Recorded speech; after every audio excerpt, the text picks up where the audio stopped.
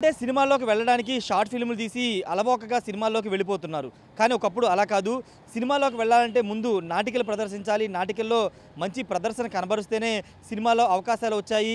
అంతెందుకు అసలు సినిమాలు రాకముందే మన తెలుగువారికి అత్యంత ముఖ్యమైన వినోదం ఏదైనా ఉందంటే అది నాటికలు. అయితే గతంలో అంటే 1950, 60 నాటి ఆ కాలంలోని అనేక మంది విజయవాడను ఒక ప్రాంతంలో నాటికలు ప్రదర్శించి ఇక్కడ నాటకాలు వేసి సినిమా రంగంలో మహానటులుగా, దర్శకులుగా అంతేకాదు విలన్లుగా రాణించిన వాళ్ళు ఎంతోమంది ఉన్నారు. దాదాపు 90 సంవత్సరాల చరిత్ర కలిగినటువంటి ఈ నాటికలు ప్రదర్శించే ప్రాంతం రెండు అంశాలకి చాలా గుర్తింపు పొందింది. ఒకటి గ్రంథాలయంగా, రెండోది సినిమాకి సంబంధించినటువంటి నాటికలు ప్రదర్శించేదానికి ఎంతో పేరు ప్రతిష్టలు సంపాదించినటువంటి ప్రాంతం ఇది. అదేదో కాదు, విజయవాడలోని హనుమంతరాయ గ్రంథాలయం. ఈ గ్రంథాలయం ప్రస్తుతం విజ్ఞాన కేంద్రంగానే ఉంటూ మరోసారి ఒకప్పుడు అంటే 1950కి ముందు ప్రదర్శించే నాటికలను ఇప్పటికీ ప్రదర్శిస్తూ అందరి మనల్ని అందుకుంటుంది. నాటికలకు ఆదరణ తగ్గినప్పటికీ ఆదరణతో సంబంధం లేకుండా ఆ సాంప్రదాయాన్ని ఇప్పటికీ ఈ హనుమంతరాయ గ్రంథాలయం కొనసాగిస్తున్నారు. ఒకసారి లోపలికి వెళదాము. ఎంతోమంది మహానటులు, ఎంతోమంది దర్శకులు ఇక్కడి నుంచే తమ తొలి అడుగులు ప్రారంభించి సినిమా ఇండస్ట్రీలో మద్రాసు వెళ్ళి తర్వాత హైదరాబాద్ వచ్చి ఎంతో గొప్ప నటులుగా, దర్శకులుగా, నిర్మాతలుగా మారినటువంటి పరిస్థితి ఉంది. కాబట్టి ఒకసారి దీని చరిత్ర మీకు ఇప్పుడు చూపించబోతున్నాను. లోపలికి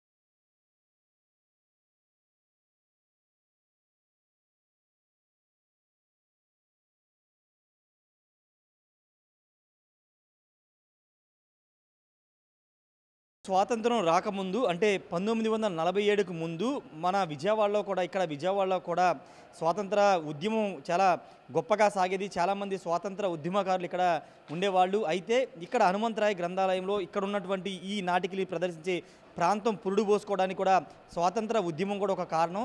దానికి ప్రధాన కారణం ఏంటంటే స్వాతంత్ర ఉద్యమకారులను బ్రిటిష్ వారు అరెస్ట్ చేయకోకుండా ఇక్కడ నేను నిలబడిన ఈ ప్రాంతంలో 1930 ఆ టైంలో 35 ఆ టైంలో ఒక చిన్న పూరి గుడిసి ఏర్పాటు చేసి నాటికలు ప్రదర్శించేవాళ్ళు. నాటికలు ప్రదర్శించే వేళల్లో వెనక వైపున స్వాతంత్ర ఉద్యమకారులందరూ కూడా ఇక్కడికి వాళ్ళకి ఆశ్రయం కల్పించేవాళ్ళు.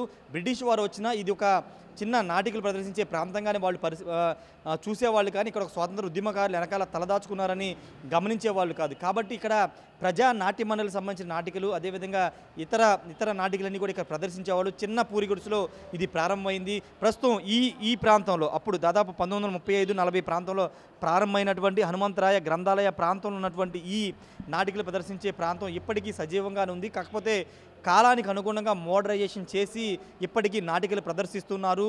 దాదాపు అంటే సినిమా రంగంలో ఉన్నటువంటి కేవీ రెడ్డి కానీ లేకపోతే ఎల్వి ప్రసాద్ ఇలాంటి ఎంతోమంది మహనీయులు ఇక్కడ వాళ్ళ ఆ నాటికలను ప్రదర్శించారని చెబుతున్నారు. అంతేకాదు తర్వాత తరంలో వచ్చినటువంటి జంధ్యాల కానీ వీళ్ళంతా ఇక్కడ నాటికలను ప్రదర్శించి తర్వాత సినిమా ఇండస్ట్రీలోకి వెళ్ళారు. చూడొచ్చు సెటప్ కూడా నాటికలు ఆ కాలం నాటి నాటికలకి ఏ విధమైన సెటప్స్ ఉంటుందో. బాల్కనీ ఉంది, సైడ్ కుర్చీలు, సైడ్ బాల్కనీ ఉంది, ఇటువైపు బాల్కనీ ఉంది.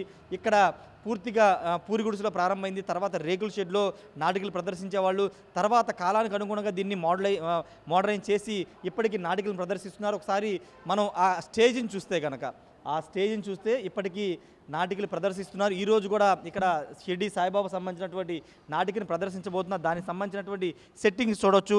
అంటే 1940, 50 ఆ టైంలో కొంత సెట్టింగ్స్ సంబంధించినటువంటి నాటికలు తక్కువ ఉండే. తర్వాత కాలంలో సెట్టింగ్స్ అనేవి చాలా ప్రాముఖ్యత సంతరించుకున్నాయి. సెట్టింగు డ్రామాలు, నాటికలు అంటే చాలామంది జనాలు ఊళ్ళో అంటే ఎడ్ల బండ్లు కట్టుకుని వెళ్ళేవారు, ఇతర ప్రాంతాలకి తరలి వెళ్ళేవారు. అలాంటి సెటప్ ఇక్కడ చేస్తున్నారు. షిర్డీ సాయిబాబా సంబంధించినటువంటి సెట్టింగ్స్ ఏర్పాటు చేస్తున్నారు. ఇప్పుడంటే జనరల్గా విజువల్ ఎఫెక్ట్స్, గ్రాఫిక్స్ ఇవన్నీ వచ్చినాయి. కానీ ఒకప్పుడు నాటిక మొత్తం కూడా ఇక్కడే లోపలే ఒక చిన్న ప్రాంగణంలోనే మొత్తం ఒక నాటికనంతా కూడా ప్రదర్శించేవాళ్ళు. దానికి సంబంధించినటువంటి సెట్టింగ్స్ కూడా అద్భుతంగా డిజైన్ చేసేవాళ్ళు. ఇక్కడ ఇదే ప్రాంతంలో ఎంతోమంది మహానుభావులు, నటులు, దర్శకులంతా కూడా తమ తొలి అడుగులు నాటికలు ప్రదర్శించి ఎన్నో కార్యక్రమాలు నిర్వహించి తర్వాత పెద్ద తారలుగా, పెద్ద నటులుగా, దర్శకులుగా మారారంటే అతిశయోక్తి కాదు.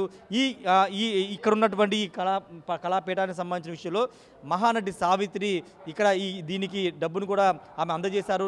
అక్కడే నాగేశ్వరరావు స్వయంగా వచ్చి అప్పట్లోనే డబ్బులు కూడా దాదాపు 25,000 ఇచ్చినట్టుగా చెబుతున్నారు. దాసనరావు అయితే దీన్ని చాలా కాలం కొనసాగించారని కూడా చెప్తున్నారు. చాలామంది దర్శకులంతా కూడా ఇక్కడ తమ తొలి నాటకాలను ప్రదర్శించారు. చూడొచ్చు ఇక్కడ ఇటువైపున అక్కడే నాగేశ్వరరావు ఫోటో ఉంది, అటువైపున దర్శక రత్న దాసరి నారాయణ గారి ఫోటో కూడా పెట్టడం జరిగింది. ఇప్పుడంటే సినిమాలు వచ్చేసి సినిమాలు లేకపోతే ఓటీటీ ప్లాట్ఫామ్స్ లేకపోతే ఎంటర్టైన్మెంట్ షోలు వచ్చినాయి. కానీ ఒకప్పుడు తెలుగు వారికి ఉన్న ఏకైక వినోదం నాటికలు వేస్తున్నారంటే ఖచ్చితంగా ఎడ్ల బండులు కట్టుకుని మరి ఊళ్ళు దాటుకుని వచ్చేవాళ్ళు. కానీ ఆనాటి నాటికలకు సంబంధించినటువంటి దాని ప్రాముఖ్యత కూడా తగ్గిపోయింది. ముఖ్యంగా కొత్త టెక్నాలజీ, కొత్త సినిమాలు, రకరకాల ఎంటర్టైన్మెంట్లు రావడంతో ప్రజలు దీనికి కొంత దూరంగా ఉన్నప్పటికీ ఇక్కడ మాత్రం ఇప్పటికీ నాటికలు ప్రదర్శిస్తూ ఉంటారు. నాటిక గురించి అంటే సినిమా చరిత్ర అందరూ తెలుసు. సినిమా ఏ విధంగా మొదలైంది, మూకీ నుంచి టాకీ ఏ విధంగా వచ్చింది, ఇలా అన్నీ తెలుసు. కానీ నాటిక ఎప్పుడు మొదలైంది, ఎలా మొదలైంది అనేది చాలా తక్కువ మంది తెలుసు. ఈ నాటిక ద్వారా కేవలం ఎంటర్టైన్మెంటే కాదు, ఎంతో వినోదం, విజ్ఞానం అన్నీ కూడా అందించేవాళ్ళు. అలాంటి ఎంతో ప్రాముఖ్యత కలిగినటువంటి ఈ హనుమంతరాయ గ్రంథాలను ఈనాటికి సంబంధించినటువంటి ఎప్పటికి కొనసాగిస్తున్నారు.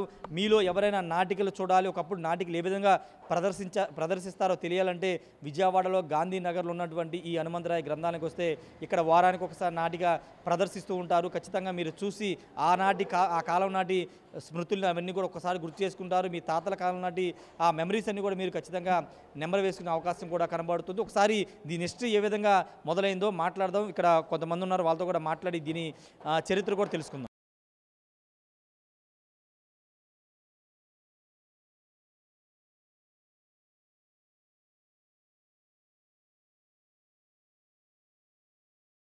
గ్రంథాలయానికి కార్యదర్శిగా పనిచేస్తున్నటువంటి నీలం దుర్గారావు గారు ఉన్నారు ప్రస్తుతం. ఆయనతో మాట్లాడడం దీని చరిత్ర ఏంటని వివరాలు ఆయన తెలుసుకుందాం. సార్ నమస్తే సార్.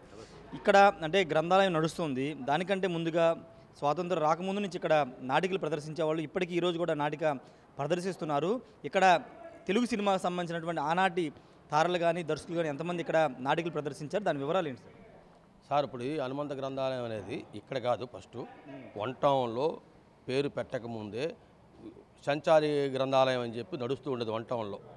దాంట్లో భాగంగా అక్కడ ఈ గ్రంథాలయాన్ని అభివృద్ధి కోసం స్వాతంత్ర సమరయోధులు ఆ రోజు బ్రిటిష్ కాలంలో వెంటబడి తరిమి కొట్టే పరిస్థితిలో ఇక్కడ ఏమీ కూడా దొరకని పరిస్థితిలో వాళ్ళకి ఒక అండ కోసం ఒకసారి 1500 రూపాయలు, ఒకరు 500 రూపాయలు ఇస్తే 2300 రూపాయలతో ఇక్కడ చిన్న పాక లాంటిది ఏర్పాటు చేసుకుని ఇక్కడ స్వాతంత్ర సమరయోధులు దాచుకుంటూ వాళ్ళకి అండగా సెక్యూరిటీ ఇస్తూ చిన్న చిన్న నాటకాలు వేయడంతో అక్కడి నుంచి ఇది మొదలైంది. ఈ గ్రంథాలయం అనే పేరు మొదలైంది. ఇప్పటికి 90 సంవత్సరాలు అయింది. 1934లో ప్రారంభించబడింది వన్ టౌన్ నుంచి.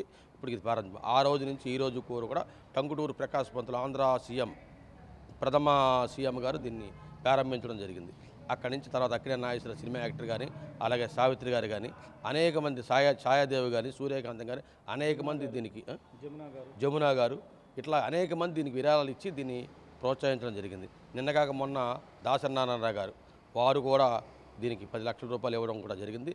ఈ గ్రంథాలయానికి అనేక రకాలుగా, అంటే వాస్తవంగా చెప్పాలంటే వీధి నాటకాల దగ్గర నుంచి, తోలుబొమ్మల ఆటల దగ్గర నుంచి, పౌరాణిక నాటకాల దగ్గర నుంచి అన్ని రంగాలు కూడా ఇక్కడి నుంచే.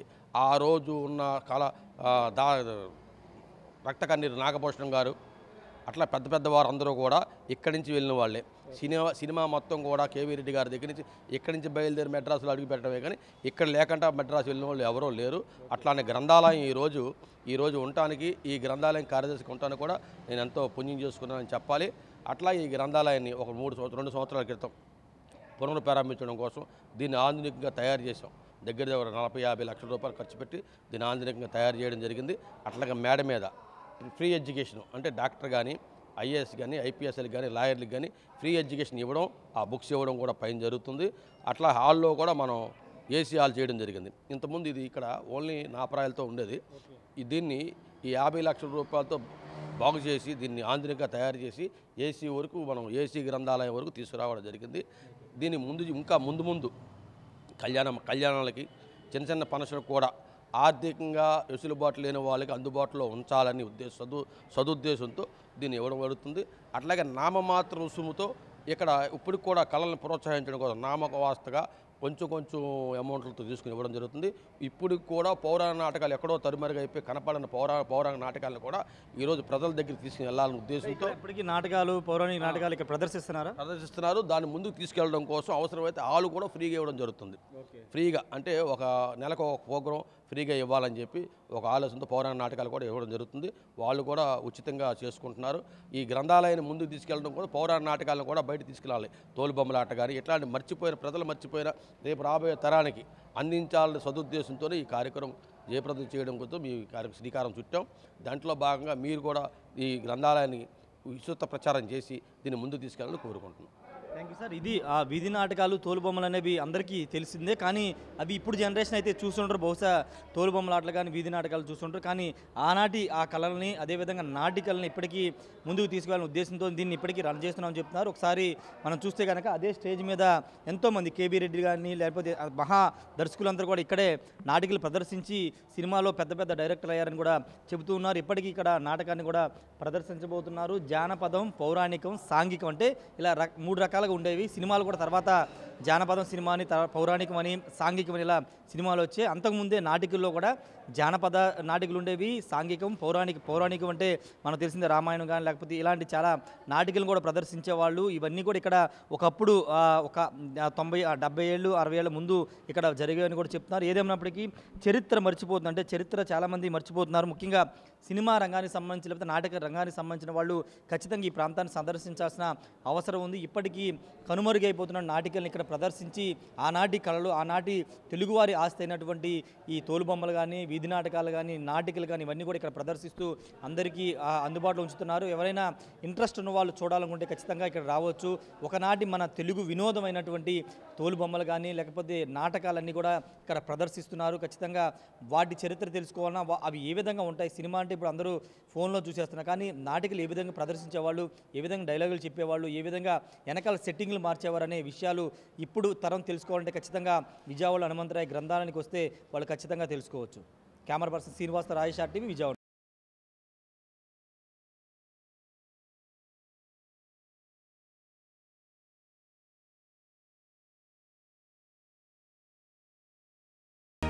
తెలుగులో న్యూస్ కి ఫాస్టెస్ట్ యాప్ ఇప్పుడు టోటల్లీ న్యూ అవతార్లో జస్ట్ 5 సెకండ్స్ లో కంప్లీట్ న్యూస్.